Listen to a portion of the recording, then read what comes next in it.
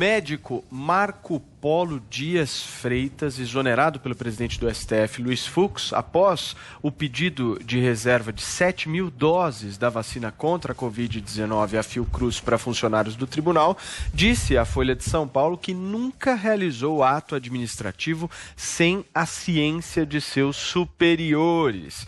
O servidor ocupava o cargo de secretário de Serviços Integrados de Saúde da Corte havia 6 anos e perdeu a função de chefia. Fux havia dito que o pedido foi feito sem o conhecimento dele, que estava em choque e atribuiu ao médico a iniciativa. Marco Polo Dias Freitas, porém, respondeu que respeita rigorosamente a hierarquia administrativa do Supremo Tribunal Federal. Joel Pinheiro da Fonseca. Quem está mentindo nessa história? Que história feia, né? Que papelão do Fux nessa situação, na qual a gente viu. É endêmico do judiciário brasileiro. O judiciário brasileiro se considera uma casta de nobres acima do resto da população e que, por si só, deveriam ter prioridade no acesso às vacinas e a medicamentos, quando a gente sabe que existe uma ordem definida de ponto de vista técnico. Olha, que pessoas em grupo de risco, profissionais de saúde, profissionais que se expõem mais. O judiciário brasileiro, o Supremo, não está nesse grupo. Pela sua própria função, não é desse grupo. Podem ter membros dele que se encaixam nesses critérios. Mas pela própria função, não está nesse grupo. O médico acabou pagando o pato, mas aí assim, se eu falo uma besteira aqui no Morning Show e vem apontar, eu falo, foi o estagiário. Daí algum estagiário ali paga o pato. Mas a gente sabe muito bem que isso é usado como uma forma de achar um bode expiatório e não balançar muito as águas, né? A gente sabe muito. Eu não duvido que o médico esteja falando a verdade. Sabia, as autoridades, os superiores dele sabiam muito bem o que estava sendo pedido. Duvido que tenha partido só da cabeça dele essa ordem, mas nunca saberemos também. Nunca iremos além disso, porque não tem como saber além disso, a não ser que ele tenha algum documento ali e esteja disposto a humilhar muito aí algum superior dele. Acredito que isso não vai acontecer. Mas pegou muito mal. E pegou muito mal para o Fux, que iniciando a sua presidência do Supremo, alguém que leva adiante pautas tão importantes como o combate à corrupção. O Fux é um dos que está ali engajados, né? Fortalecimento da Lava Jato, fortalecimento do combate à corrupção, quer sim prisão em segunda instância. Vê-lo metido nesse tipo de coisa, pequenos privilégios da casta judiciária, é muito desmoralizante, é muito feio. Infelizmente, a gente podia ter passado sem essa. Agora, Adriles, eu vi muita gente ficando surpresa, né? Falando, nossa, mas como pode o Supremo Tribunal Federal fazer uma coisa dessa, querer passar na frente dos brasileiros em relação à vacinação? Mas eu fico pensando o seguinte, veja se você concorda comigo. Os caras fizeram licitação para comer lagosta. Então imagina você pensar que você é um ser humano que precisa se alimentar de lagosta. O que passa na cabeça desses caras, Adriles? Imagina, é fichinha querer passar na frente de um processo de vacinação. Para quem come lagosta às custas do poder público, isso aí é fichinha, não é? Olha, passa a percepção de que é uma elite ungida e uma casta privilegiada. Uma das declarações que eu vi, inclusive em relação ao STJ nesse negócio também, que parece que pediram também vacinas exclusivas para ele, furando a fila, né? Foi de que o trabalho do judiciário é essencial ao povo brasileiro e que eles seriam exemplos morais, assim, que poderiam conduzir luminosamente a população ao caminho da vacina, né? E a gente pensa, por exemplo, no STF, que exemplo eles têm dado, né? Prisões arbitrárias, perseguição de vozes, perseguição de liberdade de expressão, leniência com a bandidagem, soltura de bandidos condenados em segunda, terceira instância, né? Ou seja, leniência com crime de colarinho branco. Ou seja, é uma antijustiça incrustada na justiça brasileira que se vê como ungida e preceptora moral da população, né? É uma elite de privilegiados, né? Uma elite burguesa que fura a fila com medidas sanitárias, ou seja, a população mais velha, mais idosa, mais carente, mais doente, tem prioridade total na vacinação.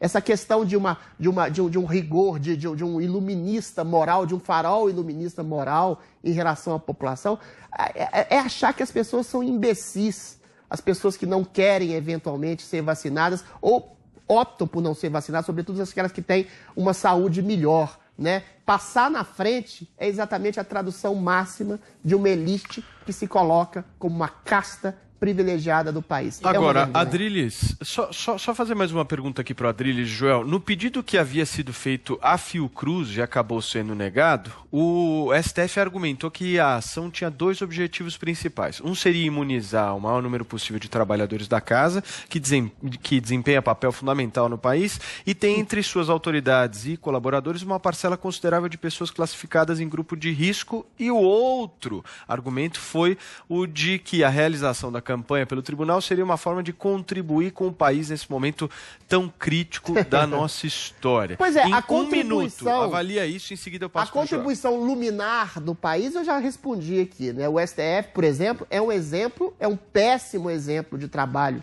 Ora, todo trabalhador brasileiro é essencial. Qualquer empresa tem pessoas no grupo de risco e qualquer empresa tem dezenas e centenas de funcionários que precisam ser imunizados.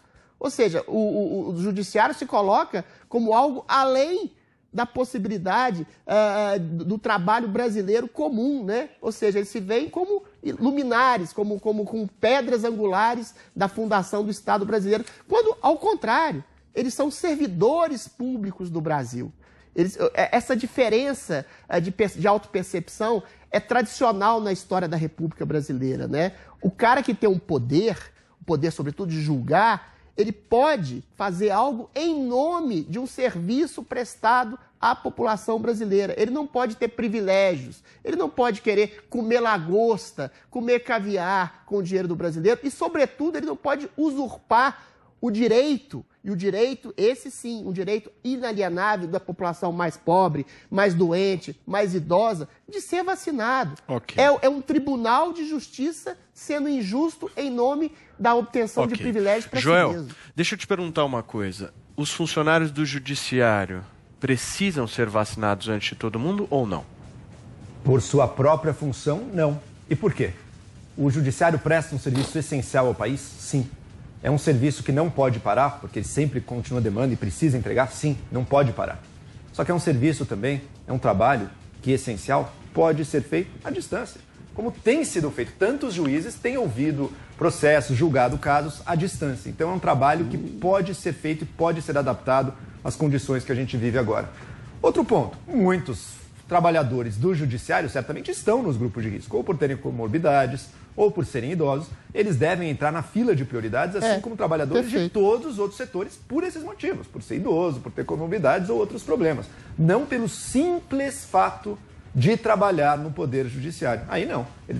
Todo trabalhador desse país tem o mesmo direito. Se for idoso, do Judiciário, do Executivo, da empresa privada, todos vão ter que ter o mesmo direito e a mesma prioridade na fila da vacinação aí. Não é o mero fato de estar no Judiciário. E o STF, Adriles, você está botando na conta do iluminismo essa postura. Não é? Isso é o velho, muito anterior ao iluminismo. Isso é o velho patrimonialismo português, a cultura do medalhão, a cultura dos bacharéis de direito, que se veem como uma cultura, no fundo, de uma nobreza, uma velha nobreza. A gente acabou com a nobreza formal, mas que continua se vendo e galgando postos, achando que isso confere a eles direitos acima do resto da população. É um sentimento, no fundo, profundamente anti-iluminista, né? Porque quebra a igualdade básica essencial entre os seres humanos. Você quer filosofar? Então vamos lá. Todo iluminista a percepção... Vamos pro iluminismo.